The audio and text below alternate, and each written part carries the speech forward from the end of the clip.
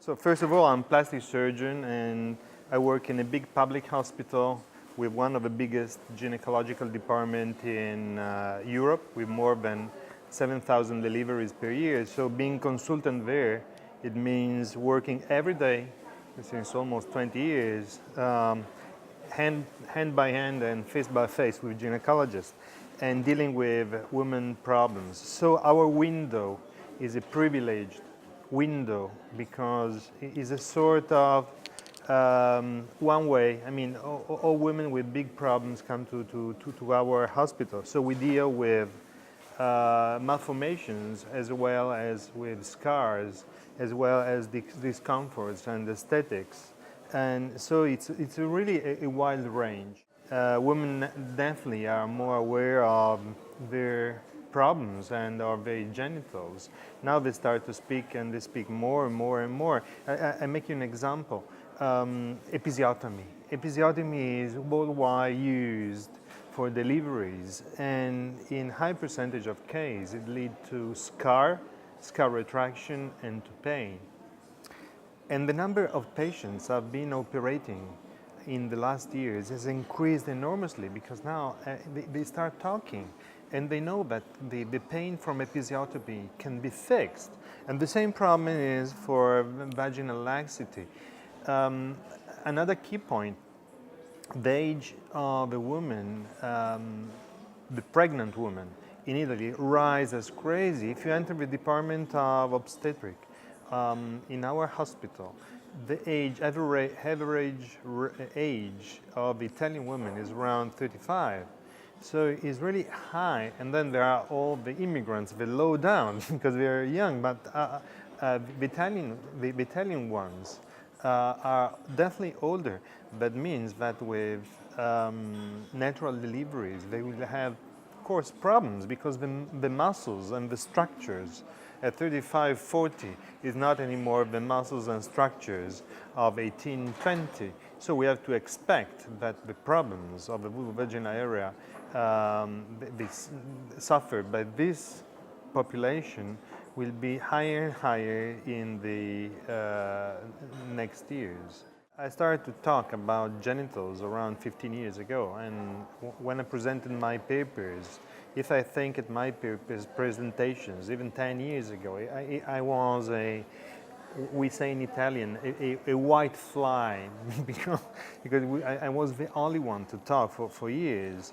And then last year I ended up with 16 courses all around the world. I gave all around the world.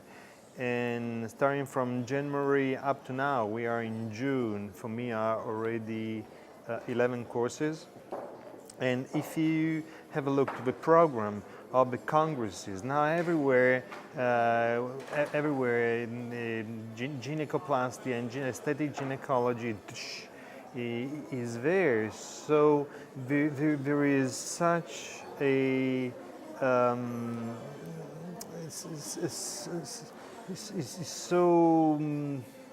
it's something extremely interesting for both for doctors and for women as well. And what I see now is that gynecoplasty was started from few plastic surgeons, actually. And then some gynecologists started, and then aesthetic doctors started, and now dermatology is starting. And now we wonder who will start. Probably oculoplastic will start to deal with gynecology, but because there is lots of interest. It's a new field, and these industries are so interested as well. So industries, they push as well the market, and this is one of another big problem, because when the market is too much pushed by industries, there is a lack of scientificity. So despite the fact that there is not an ideal anatomy or a fixed anatomy, because there are many papers that say that there is not one standard anatomy. There's your face different from the face of your daughter, if you have one, or of your sister, of your mother. We are all different one from the other, and the same from the genital. But despite that, I'm plastic surgeon, so I need an aesthetic model in my mind to fix a problem. It's like saying I work with a cleft lip. If I don't have an idea of what's a cleft lip, of what's a perfect lip, I cannot repair a lip. And the same for the breast. If I have no idea of an ideal breast, I cannot repair a cancer, I cannot reconstruct a breast, or I cannot enhance properly a breast. So starting from that, when I started with gynecoplasty, my first question is there an aesthetic model? And the answer is, in art and history, we cannot find it. We can find for nose, for lips, for breast, for proportions. And this is called the Polycletian standard.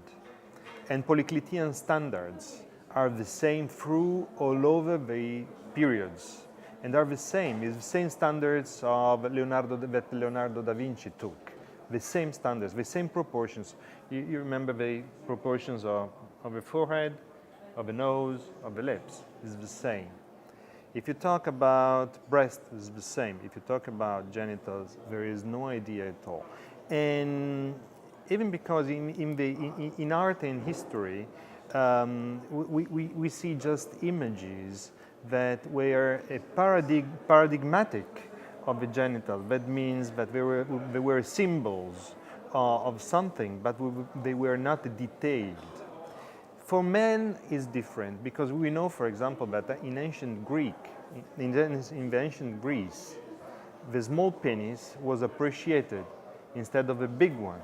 And it was in the Roman period as well for many centuries. But for the genital aesthetic of a female, not at all. And then we started knowing something more just in end of 18th century with the first pictures of the erotic photography. But at that time, it was full of air anyway, so it was difficult to find out a real anatomy. Even the origin of the word, that is a wonderful painting of Courbet, it's symbolic and it's nothing detailed of anatomy. So we had to jump into the 30s, because in the 30s there were some erotic photographers that started to take pictures with no air at all. And then there was, again, the period of air of the 40s and the 50s, and just at the 70s, the vulva started to shave, and erotic photography and pornography started to spread, and genitals started to be exposed. So slowly, we came to the idea of the differences of different genitals through pictures and videos of pornography.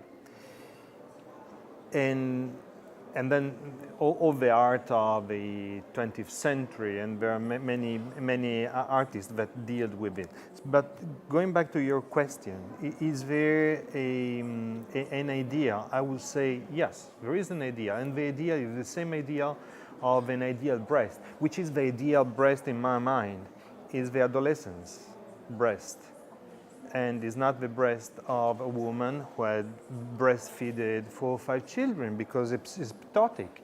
And if I deal with a breast and I have to enhance a breast, I cannot think in my mind to give to my patient a ptotic breast, because they come to me to have an upper breast and full breast, and the same for genitals. So that the idea is an adolescent appearance. That means that labia majora are fulfilled and are puffy, and the labia minora are gently overlapping over the majora, and the introitus is closed, and there is no hypertrophy of the clitoris, and the prepuce of the clitoris gently surround the clitoris and goes down to the labia minora in continuity. And it's all a matter of fine, really fine details. So there is a big difference between a canon of beauty and a stereotype of beauty, because a canon of beauty is the same through all over the centuries, and time by time you will find it exactly the same today and in 1,000 years. The stereotype of beauty is something that is different age by age, period by period. I'll make you an example. Breast. In the 60s, the Twiggy style. Twiggy was a model, very famous in the 60s, and she was thin like this, and the breast was so small. It was really a little nothing. And then on the 80s, it was Pamela Anderson breast. So there are 4 bra size of difference in 2 different periods, and they were considered the best breasts in 2 different periods. And the same for the stereotype of the genitals, and we have to be aware of the stereotype of genitals. Example of stereotype of genitals in California. There are so many pretty, nice, young, thin, hyper-athletic women, and they generally like to have their genitals small and Barbie style. Barbie style means really little lips and quite small labia majora. Everything is shaved. And I'm not just talking about the ears, but I'm talking about genital details as well. And this is stereotype. And I'm very aware of stereotype because such a genital, if from one side can be quite nice from the aesthetic point of view, and I would say from the artistic point of view, on a thin, hyper-athletic, young, sun-tanned woman, from the other side can be horrible on a woman that is not anymore 20 and that have had deliveries and the little fat, and there is no harmony. So in conclusion, stereotype can be extremely dangerous, and encouraging women to follow a stereotype model, disagree at all.